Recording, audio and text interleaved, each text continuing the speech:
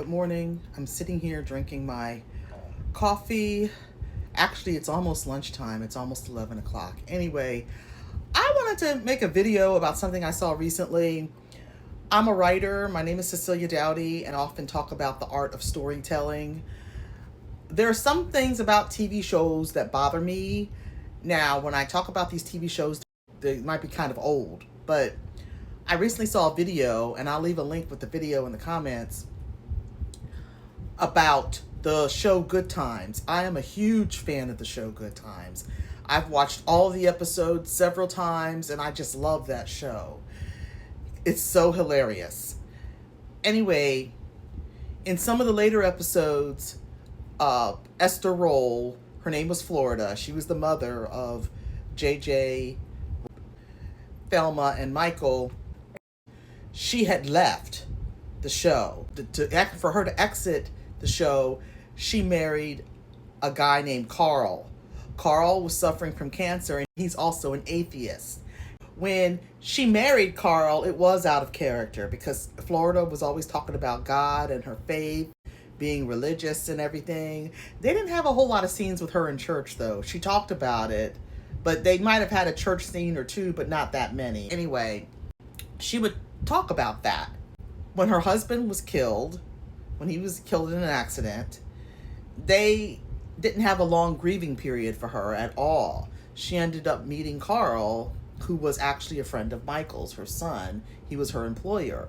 He was Michael's boss for his job working in like a fix-it shop or something. So anyway, she meets him, gets married, moves away, and which was out of character for her.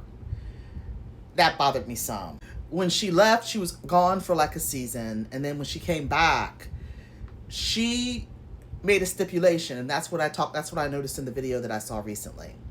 Her stipulation was, when she comes back, she wants Carl to be erased completely. She didn't want him in there at all because for her to have married him was out of character. She said Florida never would have done that, so just erase him completely if you want me to come back to the show. So that's what they did, and it was dumb.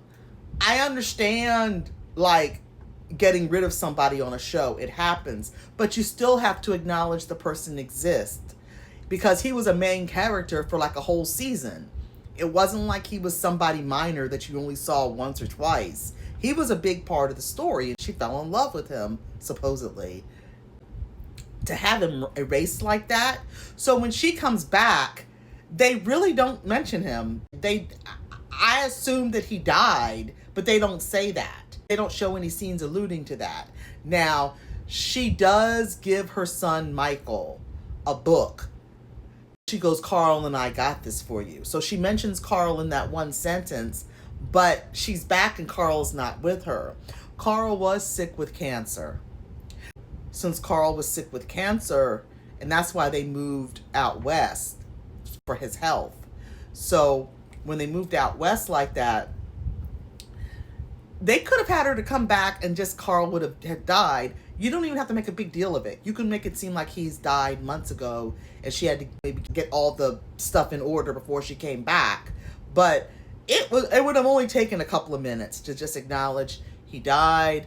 I feel sad about it. It's hard for me to talk about, and then just not mention it anymore, which would have been cool because at least the viewer knows. But they didn't even do that. Now, on the video, and I had heard this elsewhere, on the video, which I'll leave a link in the comments, they had acknowledged that there was a short scene where Willona and that's her friend in the series, and Florida were talking about Carl when Florida comes back.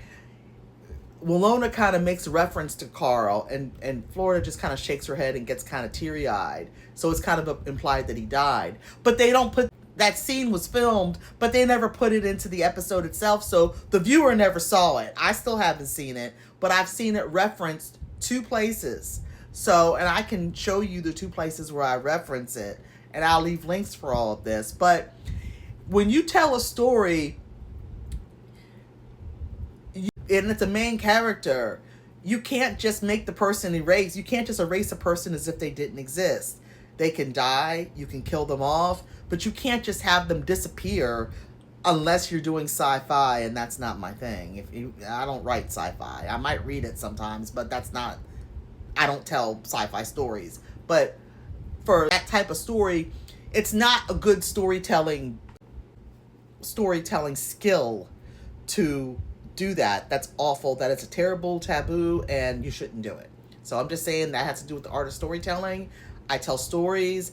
I'm an author. I've been doing this for 30 years. Do I write for TV? No. But I do books, and a lot of the skills that you learn for books, they do spill over into scripts and to TV shows and stuff, because you have to have it logical for the viewer, or reader in my case. And on that note, speaking of stories, as I always do when I do my videos, I wanted to mention my Christmas romance book bundle.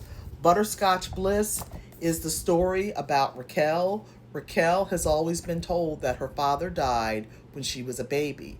She receives a mysterious phone call one night stating that her father is alive and in hospice and must see her before he dies. She doesn't believe that this is legit, but it turns out it is. She's shocked when she receives this news. She's comatose. And just as she receives this news, her ex-boyfriend, Patrick, walks into her coffee shop just as she has found this information out. And he's stunned to find her upset and crying. So he comforts her. She has not seen Patrick for 3 years because he abandoned her 3 years ago to return to Ireland because his mom had passed away. But that's not the real reason why he never returned. You have to read the story to find out why he returned. So, or why he never came back, why he stayed in Ireland for 3 years. You have to read the story. Raquel wants to go see her dad, but she can't because there's a massive snowstorm brewing and she doesn't drive. So Patrick comes to the rescue. He's got a vehicle that can maneuver through the snow, and it's a long distance trip. So during this long distance trip, they find out so much about each other. So check out Butterscotch Bliss. It's had several 5-star ratings and reviews. All of the books in the book bundle have had wonderful ratings and reviews. So check them out. If you want to see the reviews, just look on social media and you will see them. So I will leave a link in the comments where you can order these books directly from me. And you could also check out my link tree on my profile, and you can get the link from there as well. So thanks for listening. And if you're a fan of Good Times, I'm interested in hearing if you've always wondered why they did that with Carl, because as a fan and as a writer, it's always bothered me that he was just erased like that without any acknowledgement as to what happened. His whereabouts are never addressed. They act like he didn't exist. That is not the way you tell a story. If you're trying to get a publishing contract with a publisher or whatever, and you write stories, don't write a story where you have somebody to be erased like that. Just have them to acknowledge the person exists. Have a funeral, have a few sentences, have a few whatever you got to do, but at least let the reader know what happened to this person. That was an integral part of the story. So thanks for listening. Check out my book bundle, and I hope you have a great day. It's raining here in Greenbelt, Maryland. I hope it clears up, but it's raining pretty steadily outside. It's been doing that all morning, and it's been pretty cloudy outside. So again, thanks for listening, and have an awesome day.